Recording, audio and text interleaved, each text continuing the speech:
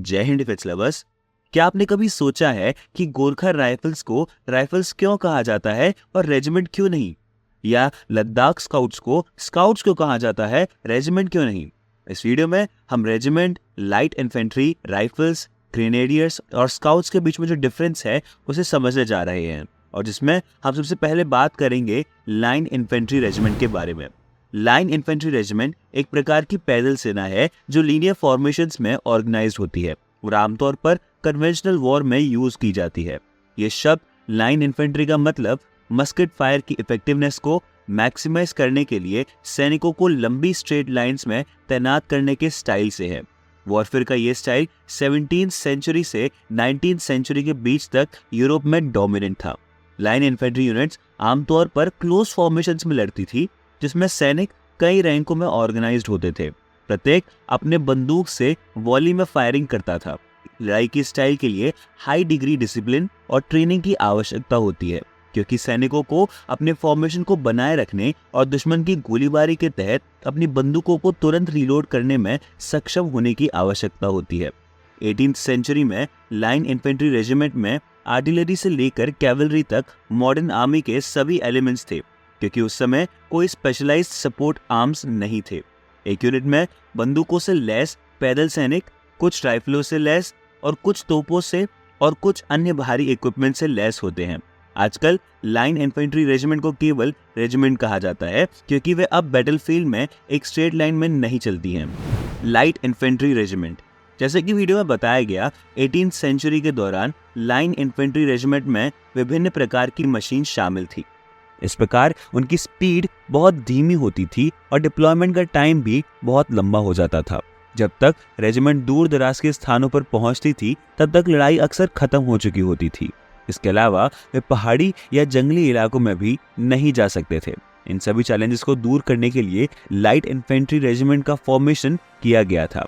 इन regiments में केवल पैदल सैनिक थे जो मस्केट्स या बाद में राइफलों से लैस थे। राइफल, समय के साथ राइफलों के इन्वेंशन के साथ कुछ स्पेशलाइज्ड राइफल रेजिमेंट बनाई गई, जिन्हें राइफल्स कहा जाता था।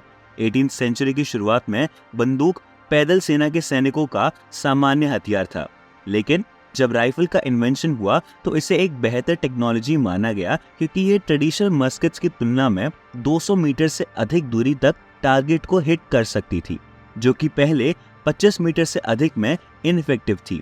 उस समय राइफल्स बनाना बहुत महंगा मामला था, क्योंकि एक बैरल को रीफिलिंग करने में बहुत सारे रिसोर्सेज की खपत होती थी।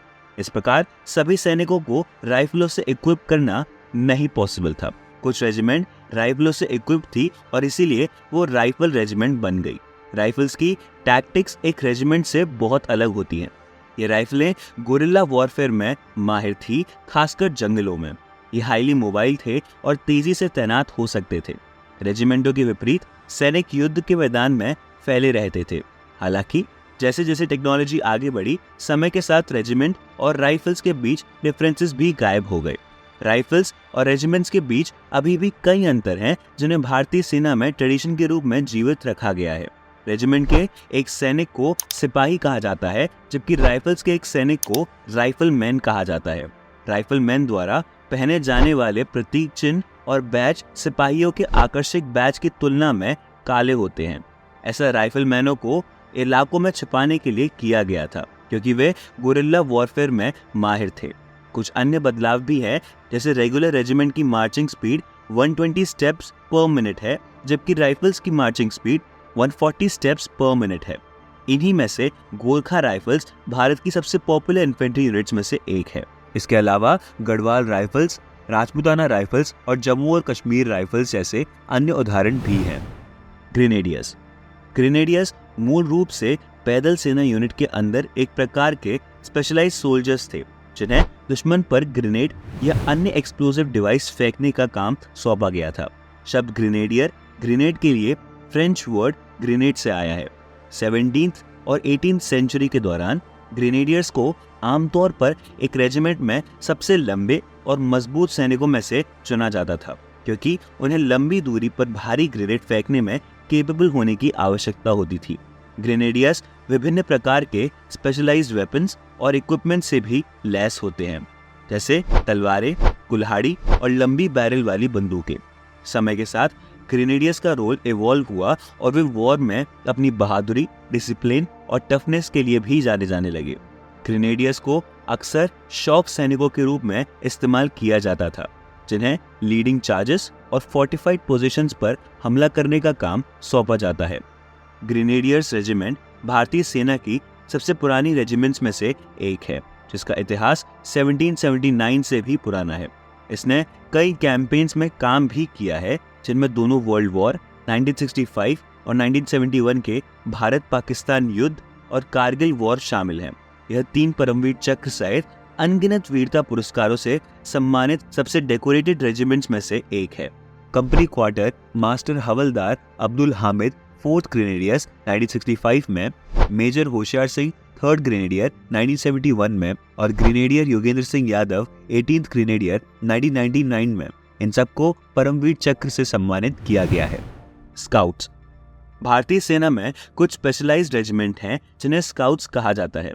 यह है लद्दाख स्काउट्स, सिक्किम स्काउट्स और अरुणाचल स्काउट्स। इन रेजिमेंट्स को विशेष रूप से संबंधित राज्यों को चाइना से बचाने के लिए खड़ा किया गया था।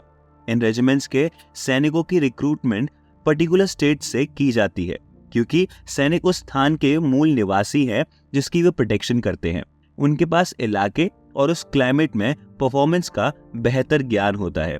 इन पर्टिकुलर स्टेट्स में स्काउट्स भारतीय सेना की आंख और कान होते हैं। उन्हें सन्स ऑफ द सॉइल के रूप में भी जाना जाता है।